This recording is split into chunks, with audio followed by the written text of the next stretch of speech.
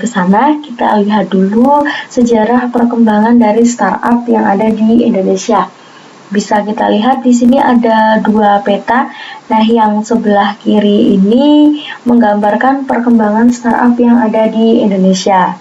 Bisa kita ketahui di sini mulai awal bermunculannya perusahaan berbasis.com. Nah, ini awal atau titik mulanya perkembangan startup di Indonesia di tahun 1998 sampai dengan tahun 2000. Kemudian tahun 2009 muncul Tokopedia, Gojek, dan Bukalapak. Lalu di tahun 2012 disusul adanya Traveloka. Selanjutnya, tahun 2016, pemerintah meluncurkan sebuah program yang dinamakan Gerakan 1000 Startup Digital. Lalu tahun 2016, Gojek menjadi unicorn pertama di Indonesia. Kemudian di tahun berikutnya disusul oleh Tokopedia dan Traveloka yang juga menyandang gelar yang sama. Kemudian tahun 2019 Gojek sudah menjadi Dekakorn dan Gojek saat ini menjadi Dekakorn pertama yang ada di Indonesia. Tahun 2020 Indonesia memiliki lebih dari 2000 startup dan 4 unicorn serta 1 Dekakorn yaitu Gojek tadi.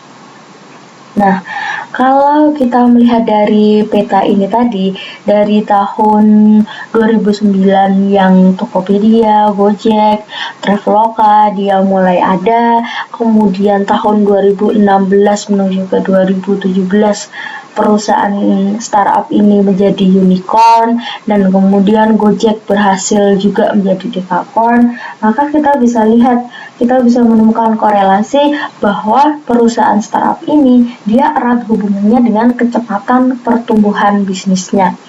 Jadi saat kita membicarakan tentang perusahaan startup, kita juga akan melihat dari kecepatan pertumbuhan bisnisnya.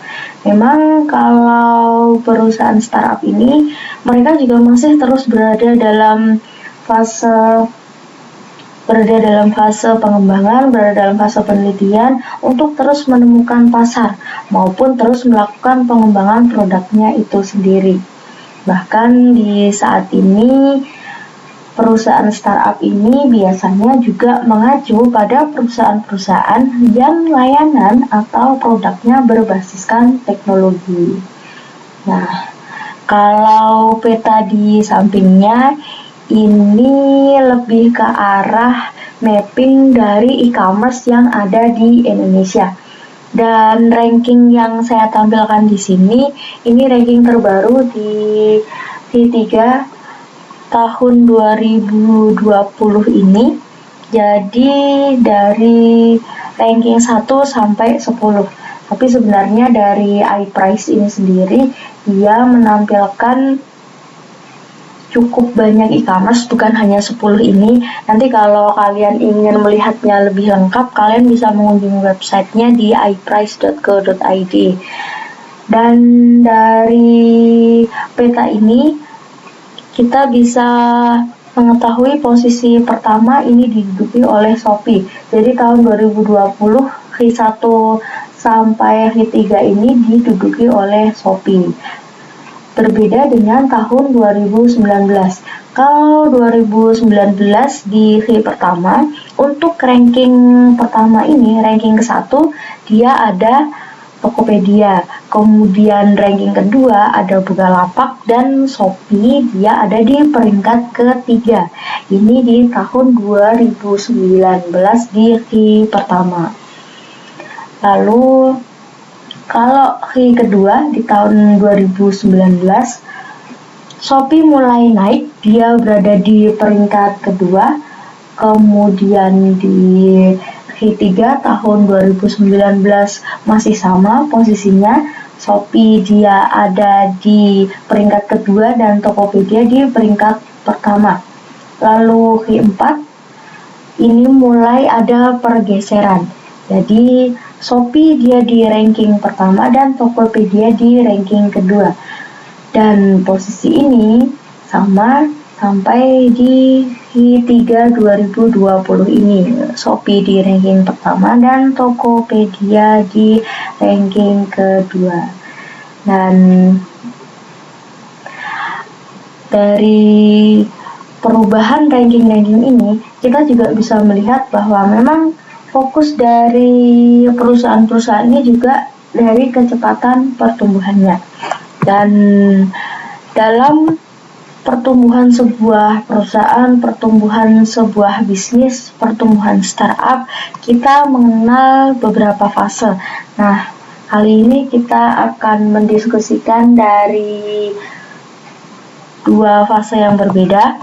Untuk yang pertama, ini ada model fase yang diawali dari development, kemudian dilanjutkan dengan startup, lalu growth, expansion, dan maturity.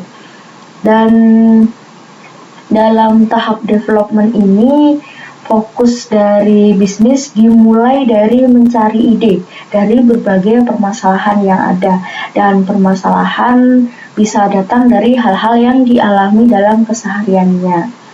Lalu untuk fase kedua ini, fase startup, ini setelah pendiri bisnis ini merasa yakin dengan idenya, maka tahap berikutnya adalah meluncurkan bisnisnya. Dan bisnis yang baru diluncurkan ini disebut bisnis startup. Startup biasanya masih memiliki karyawan yang terbatas untuk meminimalkan biaya pengeluaran itu sendiri. Dan seringkali para pemimpin dari perusahaan startup juga mencakup dan mengerjakan tugas lebih dari satu posisi karena minimnya sumber daya manusia dan sumber daya yang lainnya tadi. Dan beberapa perusahaan bahkan masih belum menghasilkan pendapatan karena masih berfokus pada pengembangan produknya. Kadang di tahap startup ini juga fokusnya mereka selain di pengembangan produk, mereka juga masih ingin memperkenalkan dari produknya, kemudian mencari dari para konsumennya, sehingga ketika konsumennya mulai tertarik, konsumennya mulai penasaran, konsumennya mulai ingin tahu, nah ini yang coba ingin dipertahankan. Jadi memperlebar dulu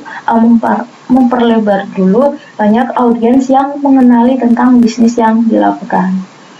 Dan tahapan dari startup ini tahap yang paling riskan karena harus dituntut juga bagaimana bisa mengelola keuangan, mengelola kondisi finansial, padahal masih terus melakukan proses pengembangan. Dan setelah mereka bisa memanajemen di tahap ini, maka tahap berikutnya ada tahap growth. Di tahap growth ini bisa dibilang ketika bisnis sudah memiliki sumber pendapatan yang mulai stabil dan terus bisa mendapatkan pelanggan baru. Dan di tahap ini juga menandakan bisnis sudah mulai ke tahap yang selanjutnya. Dalam tahap ini akan banyak tantangan baru juga yang ditemui, seperti adanya persaingan, terus mulai adanya untuk memfokuskan tim dalam pengembangan produk maupun mendapatkan pelanggan baru, kemudian mempertahankan dari pelanggan yang sudah ada. Dan beberapa bisnis yang memang sudah ada di tahap ini harus menerapkan strategi yang sesuai untuk tetap mempertahankan kondisi yang stabil supaya bisa mendapatkan keuntungan. Dan di dalam tahap ini juga mulai merumuskan strategi untuk bisa terus bertumbuh dan melakukan tahap keempat, yaitu tahap ekspansi. Dan di tahap ekspansi ini, perusahaan mulai melakukan perencanaan untuk memperluas produk maupun layanannya. Jadi, bukan hanya sekedar dari mencari keuntungan aja, tapi sudah mulai membuat strategi untuk memperluas jangkauan dari produk maupun layanan itu sendiri. Bahkan di bagian ini juga mulai menjangkau pelanggan yang lebih luas, mulai menentukan segmentasi baru dari produk maupun layanannya. Dan di tahap expansion, biasanya di jajaran dari yang bagian manajemen jajaran top level ini harusnya sudah mulai fasih, mulai terasah, mulai lebih cerdas dalam pengambilan keputusan strategis untuk mendelegasikan tanggung jawab kepada tim-tim yang kompeten. Jadi pembagian tim di sini mulai sudah lebih fokus, mulai sudah lebih tertata dengan tanggung jawab yang dilimpahkan kepada orang yang sesuai. Dan untuk tahap yang terakhir ada tahap maturity. Sesuai dengan namanya, dalam tahap terakhir ini berarti bisnis sudah menjadi dewasa, bisnis sudah mature. Dan kalau dalam stage yang terakhir ini, dia kecenderungannya lebih stabil lagi. Jadi kalau di tahap maturity, profit yang dihasilkan sudah sangat besar dan kondisinya lebih stabil, sehingga kondisi dari keuangan perusahaan sudah menjadi instrumen yang harus dikelola. Nah, kalau di tahap expansion tadi kan dia fokusnya di perencanaan untuk memperluas produk dan jangkauan pelanggan yang lebih luas. Tapi kalau di tahap maturity ini, dia fokusnya lebih ke pengelolaan dari keuangannya itu sendiri. Karena dari profit yang dihasilkan sudah sangat besar, maka diperlukan instrumen-instrumen yang sesuai untuk mengelola keuangan.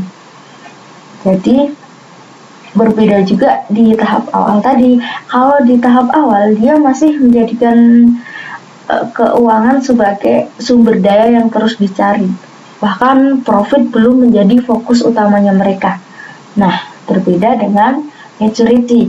Kalau di tahap maturity ini, fokusnya sudah bagaimana mengelola dari profit yang dihasilkan. Gitu. Dan dari kelima tahapan ini memang perusahaan juga harus tetap mempertimbangkan tentang keunggulan kompetitif yang harus dimiliki, baik dari sisi produk, dari sisi marketnya, maupun dari sisi segmentasi pelanggannya itu sendiri. Sehingga hal ini akan membuat valuasi perusahaan menjadi lebih tinggi. Dan dari model fase pertumbuhan yang pertama, dari fase development, startup, growth, expansion, dan maturity, ini terdapat model yang berbeda. Nah, kalau di sini, ini lebih ke model yang difokuskan dari perusahaan ini meluncur sampai akhirnya perusahaan ini dia juga mengalami penurunan. Nah, ada 5 fase juga, yaitu ada fase launch, growth, shakeout, maturity, dan decline. Memang kalau bisa kita melihat ini menyerupai dengan fase yang berikut, fase yang sebelumnya tadi yang sudah kita bahas, tapi ada beberapa yang berbeda. Dan kalau di sini fase yang pertama adalah fase launch, dan di fase launch ini dia fokus di perusahaan yang dia sedang fokus ke perusahaan yang peluncuran dari si perusahaannya ini. Jadi kalau